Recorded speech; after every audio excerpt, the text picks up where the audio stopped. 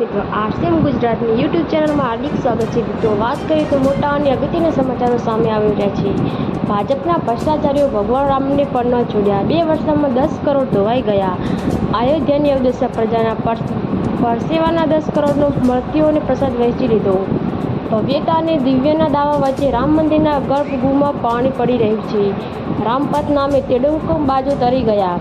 844 કરોડના ખર્ચે બનેલા રસ્તા પહેલા વરસાદમાં ધોવાઈ ગયા. શ્રદ્ધાળુઓ માટે બનાવેલી હોસ્પિટલમાં પાણીમાં ગરકાવ. ગ્રાઉન્ડ ફ્લોરમાં પ્રવેશ માટે પથ્થરનો પુલ બનાવવા પડે તેવી સ્થિતિ. ગુજરાતમાં ભ્રષ્ટાચારના આરોપોનો સામનો કરી રહેલી કંપનીને જ અયોધ્યાના વિકાસનું કામ. ભગવાન રામની નગરી અયોધ્યાની હાલત અત્યારે અત્યંત દયનીય છે. ભ્રષ્ટાચારી અસુરો દ્વારા ભગવાનની પવિત્ર નગરીને ભીસમાં લેવામાં આવી છે. પ્રજા લાચાર છે અને પીડામાં છે. ભગવાન રામની જન્મસ્થળ અને પવિત્ર યાત્રાધામ અયોધ્યામાં પહેલા જ વરસાદે તારાજીના દ્રશ્યો દર્શાયા છે. બે તરફ પાણી ભરાયા છે, ગંદકીના ઢગલા જામે છે અને લોકો ભારે હાલાકીનો સામનો કરી રહ્યા છે. લોકોની જવા દઈએ, ભગવાન રામ લલ્લા પોતે ભાજપના ભ્રષ્ટાચારીને ભોગ બન્યા છે. ભગવાનના ગર્ભગૃહમાં વરસાદી પાણી ટપકી રહ્યું છે અને લોકોની આંખમાંથી આંસુ ટપકી રહ્યા છે. પણ બનેલી બેઠેલા રામ ભક્તો અને નેતાઓને આ દેખાવાનું નથી.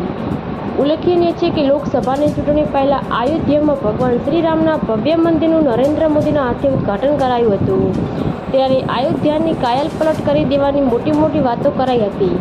અયોધ્યામાં વિદેશમાં શહેરમાં હોય એવા રોડ, રસ્તા સહિતની સગવડો ઊભી કરીને વર્લ્ડ ક્લાસ સિટી બનાવવાની ડંફાસ ઉત્તર પ્રદેશના મુખ્યમંત્રી યોગી આદિત્યનાથ અને ભાજપના બીજા નેતાઓ મારી પણ અયોધ્યામાં પડેલા વરસાદના આ ડંફાસોની પોલ ખોલી નાખી છે. અયોધ્યા કાદવ, કીચડ અને ગંદકીઓનો અડ્ડો બની ગયું છે અને સરકાર કશું કરી રહી નથી. તે ભગવાન શ્રીરામની નગરી સાચા અર્થમાં રામ ભરોસે થઈ ગઈ છે. અયોધ્યામાં પહેલા વરસાદમાં કરોડોનો ખર્ચ બનાવેલા રોડ, રસ્તા તૂટી ગયા છે અને ઠેર ઠેર પાણી ભરાઈ ગયા છે. અયોધ્યાનો કોઈ વિસ્તાર એવો નથી કે જ્યાં પાણી ના ભરાયા હોય. અયોધ્યાના રેલવે સ્ટેશનની દિવાલ પર તૂટીને ધરાશાયી થઈ ગઈ છે. રેલવે સ્ટેશનની બહાર પાણી ભરાઈ જતાં લોકો બહાર નીકળી ના શકે તેવી હાલત છે. જય હિન્દ.